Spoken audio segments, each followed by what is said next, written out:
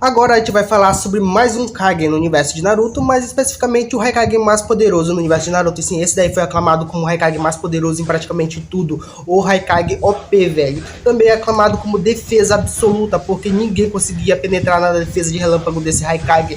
Mas é claro, não é? A gente vai iniciar esse vídeo aqui e eu peço que você já deixe seu like, se inscreva no canal, que é muito importante. Cada like ajuda demais o canal a crescer. Então eu peço que você já deixe seu like aí e vamos bora falar aqui sobre mais um Kage no universo de Naruto, o terceiro Raikage. Bora lá falar sobre esse Kage. Vambora.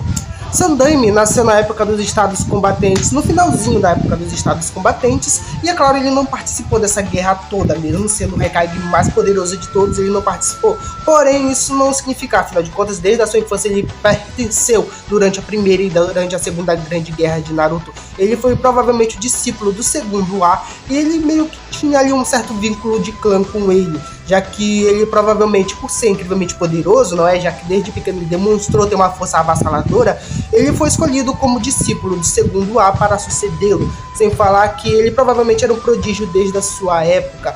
Ele também mostrou-se ser um cara bastante centrado e bastante sério, sem realmente focando no dever, já que a sua seriedade é algo bastante complexa e bastante definitiva mesmo. O seu nome foi marcado durante os períodos da Primeira e da Segunda Grande Guerra Ninja como uma defesa incomparável, já que sua armadura de relâmpago era tão densa que nada conseguia penetrar, e ele criou a sua técnica mais famosa, que é a facada infernal de 5 dedos, onde cada dedo diminuía, conseguia cortar os braços, as pernas e até decepar o inimigo inteiro só com um único ataque. Ele realmente conseguia se mover que nem um relâmpago e tinha um reflexo incrivelmente alto. Seu reflexo era tão mais rápido do que sua velocidade, impressionante isso, mas sim, o reflexo dele era incrivelmente alto. E é claro, não é? Ele, depois da morte do segundo A por parte dos irmãos Ouro e Prata, ele teve que assumir o seu título, não é? Como o terceiro A, inclusive eu acredito. É uma teoria minha que eu vou deixar para as curiosidades, então não vou falar agora.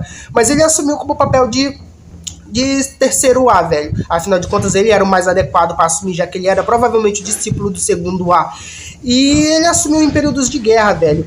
Ele era aclamado por todos os membros da sua aldeia como um ser extremamente seguro. Para você ter noção de quão poderoso esse Kage era, que é um dos meus favoritos, ele meio que a aldeia toda depositava confiança nele. Até que seu próprio filho sabia disso. O motivo pelo quarto Raikage ser tão frio de início, né?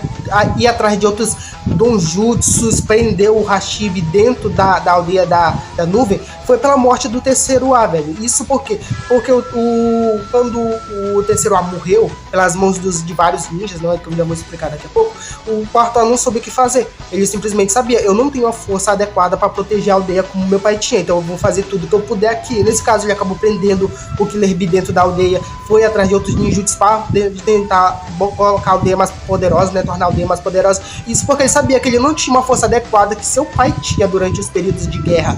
E é claro, não é? Quando ele meio que teve seu próprio filho, ele ficou meio que se lamentando por não ter mais um filho, porque é normal de ter dois filhos, que um seria um guarda-costas um do outro, ou seja, provavelmente o parentesco do terceiro A com o segundo A era mais de sangue mesmo.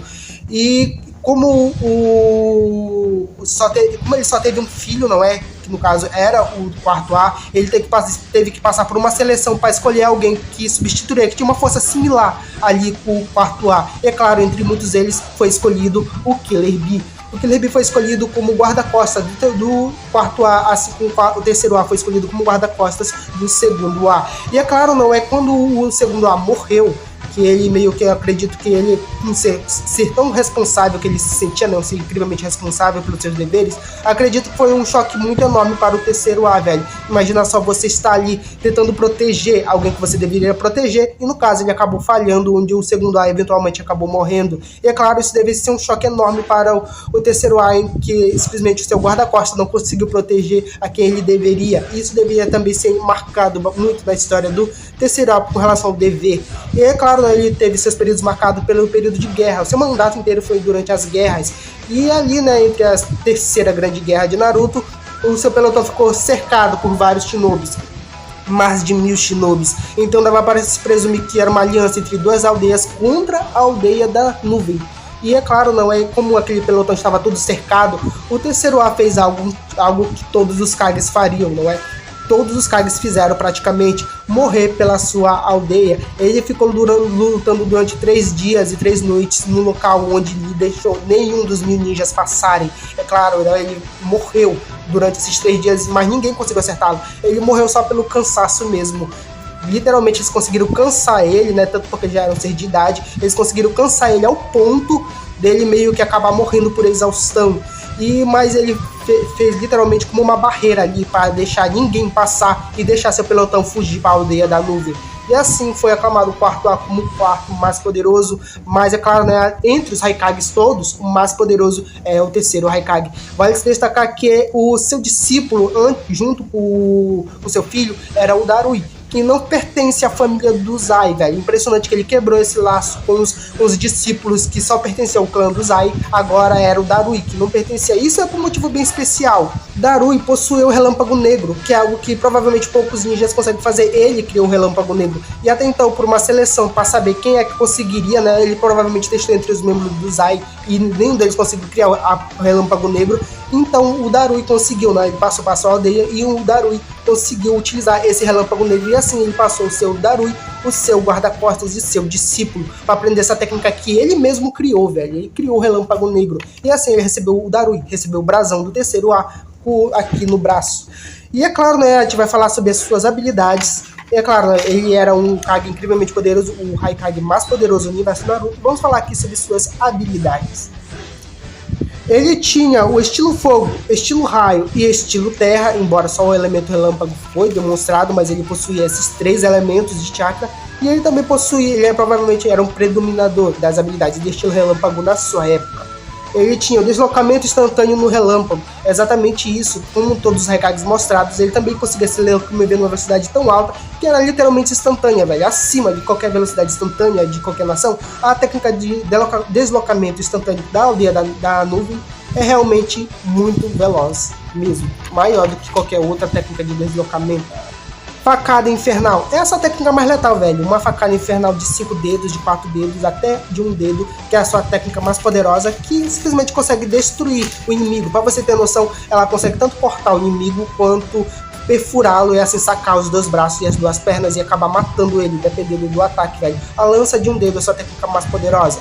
Lança de 1 dedo. Essa daqui é a técnica mais poderosa, como eu já tinha falado pra vocês. Eu separei ela porque ela é uma técnica tão complexa e tão perigosa que eu tive que separar ela dos outros. E isso porque cada vez que vai diminuindo a quantidade de dedo, vai diminuindo o ataque. A lança de 1 dedo era tão poderosa que conseguiu perfurar os 8 tentáculos do Hashibi e imobilizá-lo. Sim, uma coisa que eu deixei de falar pra vocês, né, na história do terceiro A é que ele era o responsável sozinho por parar a loucura do 8 caudas. Ou seja, ele literalmente conseguia parar uma besta na porrada. E a segunda mais poderosa, que no caso é o Hatibi. Modo de chakra armadura de relâmpago. Ele não só tinha modo de chakra armadura de relâmpago, como a sua técnica era de armadura era tão poderosa e tão impenetrável que conseguia defender tudo em seu alcance. Nada conseguia penetrar. Aquela defesa era maior até do que o do quarto Haikage. E vale se destacar também que nenhum Rasen Shuriken do Naruto conseguiu dar dano suficiente no terceiro Haikage do terceiro por conta dessa armadura, que é uma técnica incrivelmente poderosa mesmo. A armadura mais poderosa entre os Haikages. Pantera Negra, ele criou essa técnica e passou para o Darui, e é uma técnica incrivelmente poderosa, literalmente um relâmpago negro de técnica que se assimila a uma Pantera Negra, que consegue dar um ataque tão letal, mas tão letal, que consegue matar vários inimigos num alcance incrivelmente gigantesco, velho. Sem falar que dessa técnica, ela pode ser criada com um clone também, como dupla Pantera Negra, e também seu ataque é potenciado com técnicas de estilo água, ou seja, é uma das técnicas mais avançadas do estilo relâmpago, e ele que criou Relâmpago Reto. Todos os Haikages demonstraram essa técnica, né? Pelo menos os que tinham a armadura de relâmpago demonstraram essa técnica, que é o relâmpago reto. Um ataque direto com um soco que pode ou nocautear ou matar o inimigo, dependendo da força do ataque. Realmente é um soco muito veloz com um relâmpago que pode acabar matando o inimigo com essa força. Uma força avassaladora mesmo. Invocação, foi demonstrado, isso daí é canônico, né, que foi demonstrado que ele conseguia invocar, afinal de contas, ele junto com os outros Kages invocaram as bestas do plano da Kaguya de volta, né, para lá junto com os outros Kages que estavam presentes, então ele sabe a invocação. Não sabemos se ele tinha um contrato com algum animal, mas invocar, a gente sabe que ele conseguia. clone de relâmpago. Ele não demonstrou, mas um Raikage que tem poder tão grande assim, ele provavelmente saberia a sua técnica clássica de clonagem da sua nação, que no caso é o clone de relâmpago. Ele também provavelmente sabia essa técnica. Técnica de andar aquático.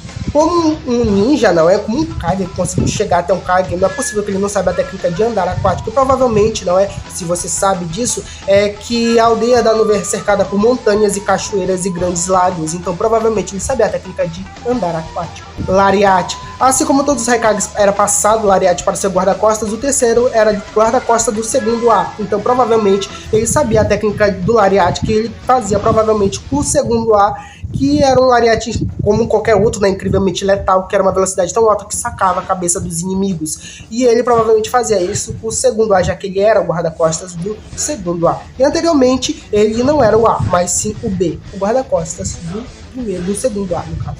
Lariat duplo, como eu havia falado, ele fazia o Lariat com o segundo Raikage, não é? Era um Lariat extremamente letal, velho, já que assim como os outros, não é? Ele também conseguia fazer essa técnica e ele era o guarda-costas do segundo A. Força sobre-humana. Essa daqui é passada para os clãs dos Raikages, onde a força deles é incrivelmente acima do normal para qualquer pessoa. É só você avaliar os shinobis que nasceram nesse clã dos A, que eram ou incrivelmente muito altos ou incrivelmente muito fortes. Realmente é uma força passada na genética entre os A, e ele era um dos Raikages mais fortes no universo de Naruto. Pra você ter noção, ele conseguiria parar uma besta num soco, velho. Ele era incrivelmente resistente, até então conhecido como um dos Raikages mais resistentes no universo de Naruto. Ele conseguiu durar 3 dias lutando sem parar, velho, por 1 minuto. Realmente esse cara é um Raikage que tem o título do Raikage mais poderoso. E é claro, né, faz sentido, afinal de contas, ele realmente conseguiu ter feitos incrivelmente acima do que qualquer outro Raikage demonstrou. Curiosidade sobre o terceiro A. Ele nasceu em 1 de agosto, seu tipo sanguíneo era O, e ele era o líder do time de captura do Hashibi, que no caso era aquele time lá onde o pai do Motoi morreu. E ele era o líder daquele esquadrão, e ele possuía, né, não como uma arma em si, mas era dele, que no caso ele possuía a Kohaku no Johei. Ele utilizava ela para selar o Hashibi dentro do pote purificador de brasas, que foi conseguido pelo seu antecessor, que no caso era o segundo A. Ele era incrivelmente poderoso, mas ele tinha um senso de lealdade ali muito grande para com o seu dever. Para você ter noção, quando o Killer Bee, no flashback do Killer Bee, quando o Killer Bee foi demonstrado ali para tentar se igualar ali com força, né, para ser escolhido como guarda-costas do quarto A, ele se perguntava por que eu não tive mais um filho, se ele tivesse um irmão, nada disso teria acontecido, que no caso era a escolha para decidir o guarda-costas por conta do Lariat. Isso dava se perceber o quanto de responsabilidade ele tinha por si, já que ele não conseguia ter mais um filho, e provavelmente alguma coisa aconteceu, né, com a mulher do terceiro A, então meio que ele só teve o quarto A como filho e sucessor. Vai se destacar também que ele nunca foi acertado. E a única vez que ele foi acertado foi quando ele lutou contra o Hashibi, e onde a facada infernal acabou ocasionando, né, ele mesmo se cortou. Por isso que era tão humilhante para ele, porque o único ataque dele, que era a lança infernal de um dedo, acabou sendo acertado quando ela colidiu com o Kabijudama do Hashibi.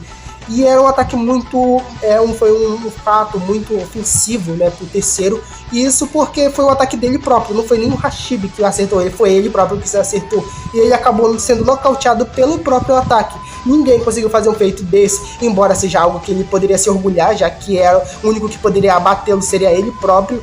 Inclusive isso foi até mostrado no anime Naruto, velho, onde o Naruto utilizou Rasengan para desviar o ataque e acertá-lo, mostrando o inimigo. Naruto mostrando pra nós que o único que poderia derrotar esse personagem era ele mesmo. E é claro, né, isso foi sinônimo de vergonha pra ele, porque ele não queria isso. Inclusive, ele não falava sobre isso. Nem o quarto A, mesmo que perguntasse, o quarto A, que era filho dele, nem se autorizava a falar sobre o que aconteceu naquele momento. Só sabe-se que em um dos ataques do Hashibi, ele mesmo que parava sozinho o ataque, não é? Meio que boa parte do tempo ele conseguia só com soco manter uma besta controlada, para você ter noção. E é claro, né, ele não gostava de falar sobre esse arranhão que ele tinha no seu peito.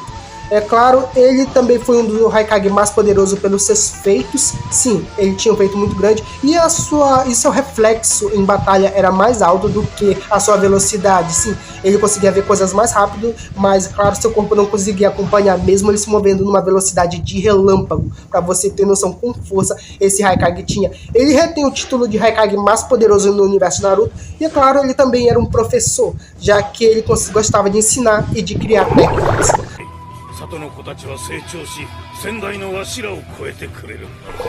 E é essa a história do terceiro Haikage. Se você gostou desse vídeo, deixa o like, se inscreva no canal, que é muito importante. Essa daqui é a história completa do terceiro arco. Se você gostou, deixa o like aí. Obrigado por tudo, valeu!